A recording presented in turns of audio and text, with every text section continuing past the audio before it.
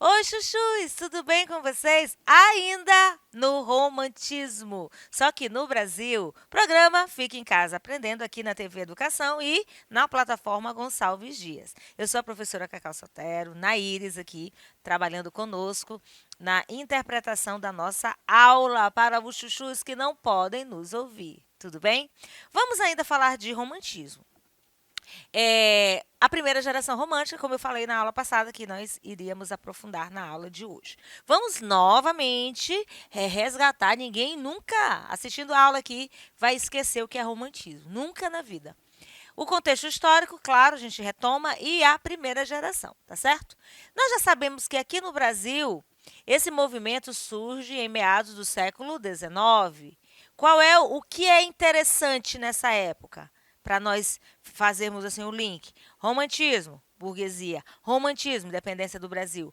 Aliás, antes da independência, romantismo, chegada da família real ao Brasil. Então, são marcos históricos que, ao memorizarmos, nós vamos compreender a essência do movimento. Porque tudo que acontece no mundo, na política, na sociedade, na economia, vai refletir na arte. Em todos os movimentos literários isso acontece, tá certo? Então, nós temos independência do Brasil, aí a população sentiu uma necessidade de se afastar dos moldes europeus. Eu não sou mais colônia de Portugal, eu sou independente. Se eu sou independente, logicamente, eu vou me desligar daquele país. Claro, gente, isso não é uma coisa feita assim, ó. Esquecemos Portugal, vamos virar as costas. Não, isso não se dá dessa forma.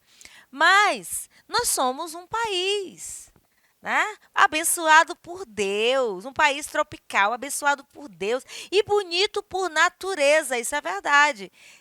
Que beleza, muita beleza. Então, nós já temos 3 séculos de existência. Né? Nós já estamos em 1831. Lembrando, nós já temos 331 anos, então já é muita coisa, já tem muita coisa construída aqui no Brasil, tá bom? Então, os românticos começaram a buscar uma arte mais essencialmente brasileira, quebrando, né, rompendo com os padrões europeus, ok? Aí nós temos. Esse período durou até os fins do século XIX, então é muito tempo. Focou nos temas nacionais, desde o povo, a linguagem, as regiões do país. Aí eu vou acrescentar o índio, tá? A natureza, né? Eu coloquei aqui, não. A natureza. E nós vamos ver por que determinadas obras dos autores românticos falavam de uma coisa assim tão. Minha terra tem palmeiras onde canta o sabiá. E as aves que aqui em Portugal gorjeiam, nunca que é como lá. O nosso céu lá do Brasil tem mais estrelas que aqui em Portugal. E as nossas matas, as nossas várzeas, né? Elas têm mais flores, olha só, nem se compara. Observa aí, ó. Eu estou em Portugal, né? Eu, Gonçalves Dias. E aí, ele vai dizendo, esse poema todo mundo conhece. Os nossos bosques, nossa, eles são muito mais vívidos, eles têm mais vida. E as nossas vidas, olha, nós somos tão românticos. Nós temos mais amores, nós temos mulheres belas. Aí, ó, eu já estou interpretando. Por quê? Porque eu já sei que a idealização da mulher e a colocação desta como figura pueril, angelical, é uma característica romântica, né? Muito embora esse poema, aí Canção do Exílio, seja essencialmente voltado para a natureza, tá bom?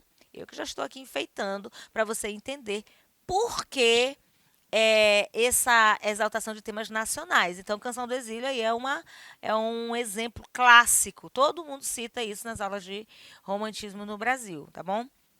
Então, ele diz. O que mais? Não permita, Deus, que eu morra sem que eu volte para lá. Ele quer voltar para o Brasil. Lembrando que esse exílio de Gonçalves Dias foi um exílio mesmo por conta própria. Ele estudava lá, estava indo a Portugal, então ele escreveu aí uma poesia, aliás, um poema, tá? Lembrando que poema é a estrutura textual, poesia é a essência, são a mesma coisa e não são ao mesmo tempo. Quando você fala de poesia, você lembra logo num texto escrito em versos. Essa é a estrutura que a gente chama de poema, tá? Mas está valendo. Então, ele escreveu a poesia, né, o poema, porque é a característica dessa primeira geração, a poesia, não tem prosa ainda, tá bom? Tudo certo? Posso continuar? Então, continuando. Esse período, como eu já disse, foi até o final do século XIX. Aí vem realismo, se contrapondo ao romantismo, depois vem o simbolismo, o parnasianismo, que são movimentos contemporâneos. E aí a gente chega com, esqueci de algum? Não, né? Realismo, naturalismo, parnasianismo, simbolismo, parnasianismo, aí a gente vai entrar no modernismo, que faz assim um pouquinho desse resgate do romantismo que você vai ver lá na frente. Você pode procurar aí nas nossas aulas na plataforma Gonçalves Dias Modernismo, você vai entender que é um pouco do resgate do romantismo, tá certo? Caso você tenha curiosidade. Se você está no segundo ano do ensino médio, você só vai estudar isso lá no terceiro, mas a gente já trabalha assim, contextualizando tudo, porque é importante a gente entender. Você vai ver uma coisa, gente, chuchus, os movimentos literários são assim, ó, um vai se opondo ao outro. A característica de um sempre vai ser oposta à característica do outro. Um movimento nasce em, como é que eu vou dizer? Cansei disso aqui. Ah, não dá mais. Ficar só idealizando, idealizando, fugindo da realidade. Ficar só exaltando a natureza. Não, vamos para uma coisa mais real? Vamos, realismo. Claro, né? Então, você vai ver que desde os primeiros movimentos literários nós temos essa. O trovadorismo começou na Idade Média, e aí as características eram o amor subjugado, o amor, como eu vou dizer, serviçal, por conta do feudalismo, que era a economia da época, viu aí a característica? E a característica vai se basear no contexto. Aí vem um homem muito voltado para os dogmas da igreja, tudo que o padre falava, assim, senhor, se obedecia, mas aí houve uma necessidade de mudar esse contexto. Não, não dá não, a gente tem inteligência. Então a gente vai avançar aqui para o homem. O homem tem inteligência, então o homem pode descobrir as coisas. E aí ele se afasta um pouquinho dessa ideia de que tudo estava em Deus, está mesmo, mas não daquela forma que era colocado, né? Uma forma de conhecimento ficar concentrado na mão da igreja e as pessoas ficarem subjugadas àquilo que a igreja ditava, né, como regra, e ter que obedecer, caso contrário, perder a salvação, uma coisa que não era daquele jeito, era bem distorcida. Aí o homem começa a descobrir novas terras, o humanismo, aí entra período clássico, com a mitologia, um pouco mais de misticismo. Aí depois o homem se volta de novo para Deus, é um homem barroco, conflituoso, preocupado com a salvação. Aí depois vem o arcadismo, que é o neoclassicismo, que se volta um pouquinho de novo para o classicismo. Então, aí a gente chega ao romantismo, que é o período que nós estamos, tá bom? Aí daqui para frente nós temos realismo, naturalismo, simbolismo, parnasianismo e modernismo. E os dias de hoje, pós-modernismo. Fechou? Beleza. Então, suspiros poéticos e saudades. São poesias de um peregrino. O que é um peregrino? Uma pessoa que peregrina, não tem destino certo. São poesias variadas com as cenas da natureza. Por quê? Porque nós temos que falar da nossa pátria, aquilo de belo que nós temos. É uma característica romântica. Diversas fases da vida. Então, poesias variadas com as cenas da natureza em diversas como a fase da vida. Então, faz um comparativo aí as fases da vida que a gente tem, né? Adolescência, a fase adulta, né? Época de vacas magras, vacas gordas, vamos pensar assim. Mas vão se harmonizar pela unidade do pensamento e se ligam como anéis de uma cadeia. Então, são poesias que são interligadas, tá? Tem essa unidade pelo pensamento. Tá bom? Não, não foge, tem sempre um tema gerador, vamos dizer assim. Poesias da alma, do coração, e só pela alma e coração devem ser julgadas. Então, se uma atitude é tomada baseada no sentimento, um coração, eu só posso analisar também com o coração. É isso que o poeta defende na sua obra, que é o marco inicial do romantismo no Brasil, em 1831. De quem? Gonçalves de Magalhães. Como era o Brasil? A gente já falou disso. Ascensão da burguesia. A burguesia era uma nova classe social que estava surgindo. E aí eu tenho um período. O período do fim do antigo regime, novas relações de trabalho, lembrando de quê? Revolução industrial, tá bom? Urbanização, né? Eu tenho um país agrário, um país que ficou atrás da modernização lá da Europa.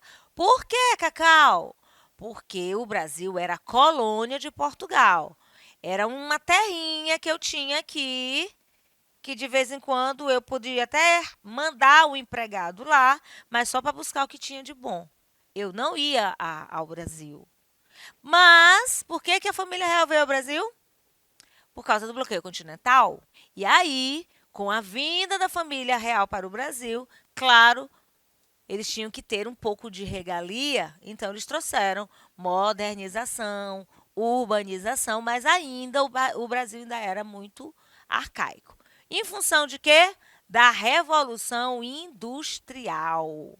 Máquinas, troca da mão de obra manufaturada, né? Pela máquina.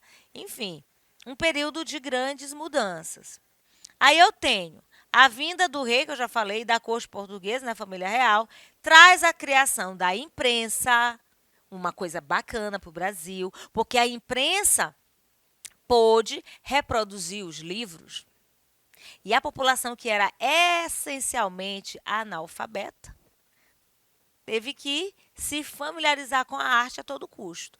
Banco do Brasil, você conhece o Banco do Brasil? Pois é uma herança da coroa portuguesa, entre outras modernizações. Como eu já falei, a família estava morando aqui, então tinha que ter uma regalia, eu precisava me adequar.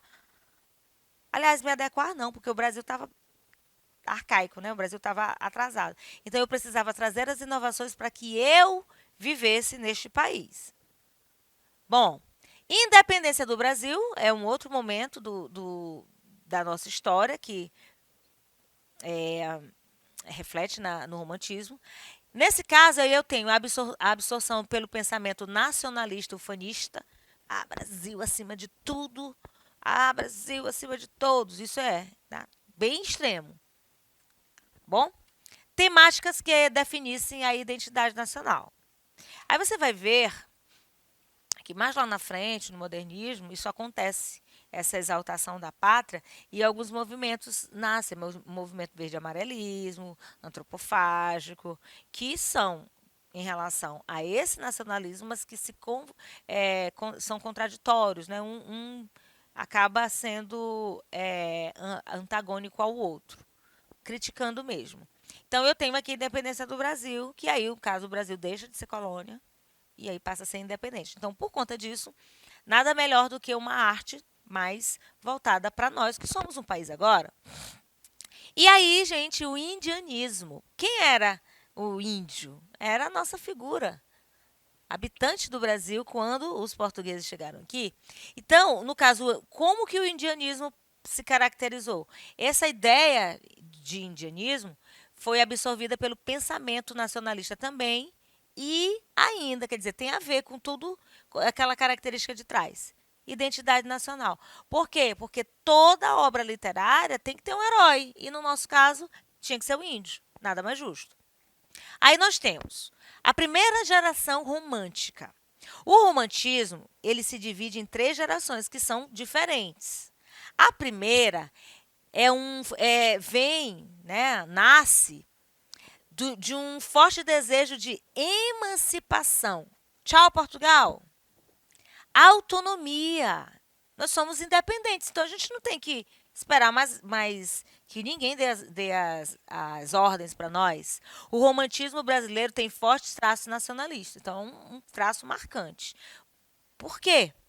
porque a partir daí o Brasil é independente. Por isso, mais uma vez, eu falo que o romantismo é um dos movimentos mais importantes, porque ele nasce junto com a nossa identidade nacional, de país independente, sem mais não, né, gente? A gente nunca é independente total. Hoje nós temos outros países, né, aí que ditam as regras no mundo, mas hoje nós somos um país.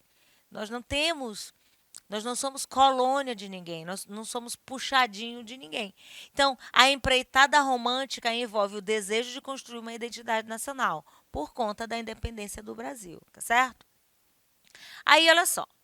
E muitas vezes essa vontade se manifesta com certa lusofobia. Fobia a gente ouve muito falar, né? Homofobia, gordofobia. Então, quando você não tolera gordos, quando você não tolera homossexuais, a pessoa é homofóbica. Tem gente que vive fazendo piadinha com pessoas gordinhas, gordofóbica. E o que, que é a lusofobia? Eu não tolero mais nada dos lusitanos, dos portugueses. Não quero mais saber, tá certo? Ou seja, rejeição à herança cultural portuguesa, que eu acho errado. Por mais complicada que seja a nossa história, nós temos o que temos hoje por conta de Portugal. Então, essa lusofobia aqui não é legal, não. Em prol da criação de uma tradição cultural brasileira e de uma idealização da pátria, de modo a promover apenas as suas qualidades. Aí é que mora o perigo. Se eu vou exaltar minha pátria e vou mostrar só as qualidades, e aí os defeitos vão ficar onde? Embaixo do tapete. Mais ou menos aquele cartão postal lindo que a gente recebe de grandes cidades, que não aparece o lado da miséria que todo lugar tem, natural.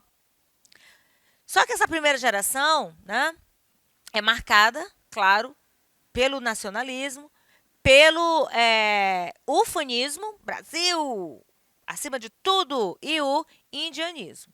Aí a gente já sabe que o Gonçalves de Magalhães é o introdutor do romantismo no Brasil, com a publicação de Suspiros Poéticos de Saudade, em 1831, tá bom? Aliás, 36, gente, eu falei 31, é 81 que acaba, 36 que começa, tá bom? Aí, parte integrante desse poema é o 7 de Setembro em Paris, exemplo de poema nacionalista que evoca a importância da independência para florescimento dos ideais românticos em terras brasileiras. Olha só aqui, ó, eu trouxe um trecho. O dia 7 de setembro em Paris, longe do belo céu da pátria minha, que a mente me acendia, em tempo mais feliz, em que eu cantava das palmeiras à sombra os pátrios feitos, sem mais ouvir o vago som dos bosques. 7 de setembro, independência ou morte, mas ele estava em Paris, tá bom? Nem o bramido fúnebre das ondas, que na alma me exercitavam, altos sublimes turbilhões de ideais, com que o cântico novo. O dia saudarei da liberdade. Observa uma coisa, você percebeu o rima aqui? Então, aqui já tem uma liberdade na disposição dos versos, que é uma característica aqui da poesia romântica, tá? Gonçalves Dias, nosso maranhense, ele adotou a temática indianista, ele é o maior nome do romantismo, tá? Embora Gonçalves de Magalhães seja o introdutor do romantismo, quem se destaca mesmo é o Gonçalves Dias. Ele traz indianismo, saudade, amor à natureza, tá?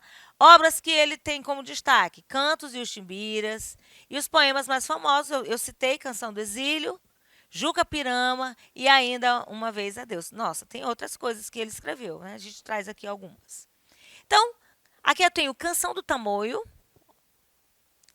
Acompanha aí, ó. Não chores, meu filho, não chores, que a vida é luta renhida. Viver é lutar, a vida é combate, que os fracos abate, que os fortes, os bravos, só pode exaltar.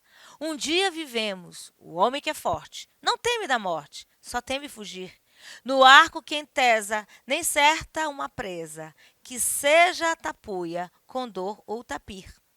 Domina se vive, se morre descansa, dos seus na lembrança, na voz do porvir. Não cures da vida, ser bravo, ser forte, não fujas da morte, que a morte há de vir. Eita poema lindo, hein? A vida continua sendo um combate. Por isso, o programa é este. Fique em casa aprendendo, por conta de uma pandemia, por conta de tantas mortes. É um combate grande, mas nós vamos vencer. A pandemia vai acabar e você vai continuar aprendendo e muito. Compliquei?